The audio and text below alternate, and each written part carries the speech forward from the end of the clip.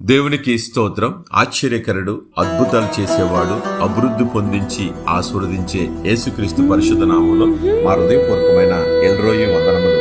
ఈరోజు దేవుని వాగ్దానం ఆదికాండము 1వ అధ్యాయము 22వ వాక్యం. మీరు ఫలించి అభివృద్ధి పొందుడి. ప్రియమైన సహోదరి సహోదరుడా, అభివృద్ధి పొంది భూమిని నిండించి దానిని లోపరుచుకునే శక్తిని దేవుడు జ్ఞానాన్ని మనకిచ్చాడు. అత్యధికంగా అభివృద్ధి పొందిస్తాను నేను తప్పుకోకుండా, అంత మాత్రమే కాదు బహుగా అభివృద్ధి పొందిస్తానని నేను మాత్రమే చేయగలను, నా వల్ల మాత్రమే సమస్తం సాధ్యమని చెప్పినటువంటి దేవాతి దేవుడు ఈరోజు అంటున్నాడు, నీవు ఫలించి అభివృద్ధి పొందు. ఈరోజు నీవు దేనిలో అభివృద్ధి పొందలేకపోతున్నావో ఆలోచించుకో. జ్ఞానంలోనా, లేకుంటే దేవుని యొక్క కృపలోనా, లేకుంటే దేవుని ఆత్మల రక్షణలోనా, దేవుని పనిలోనా, దేనిలో అభివృద్ధి పొందలేకపోతున్నావు?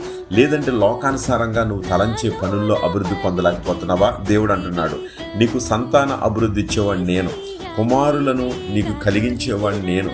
అలాగే పక్షులు, పశువులు, పంటలు భూమి మీద విస్తరించాలని వాటినన్నిటిని ఆస్వాదించాను. నువ్వు చూస్తున్నావు కదా ఈరోజు. కాబట్టి అభివృద్ధి పొందకుండా ఉండిపోయేవారు కొంతమంది భూమి మీద ఉన్నారు. వాళ్ళు దేవుని ఎరగకుండా దేనిలోనూ అభివృద్ధి పొందలేకపోతున్నారు. ఇప్పుడు యుగాంతం వరకు తోడై ఉన్నటువంటి దేవుడు అంటున్నాడు ఈ రోజుని, ఇదిగో కొంతమంది ఎలా అభివృద్ధి పొందుతున్నారు, అక్రమంగా ఆక్రమించుకుని అభివృద్ధి పొందుతున్నారు. వారికి శ్రమ వస్తుంది. అటువంటిది నీకొద్దు. దేవుడు సంతానం ఇచ్చాడు, నీకు కుమారులను ఇచ్చాడు. అభివృద్ధి, నీ సంతానం అభివృద్ధి పొందాలి. ఎలాగా? ప్రభు జ్ఞానంలో అభివృద్ధి పొందాలి. వాక్యం వెదజల్లేటువంటి అభివృద్ధి నీ కుటుంబంలో కలగాలి.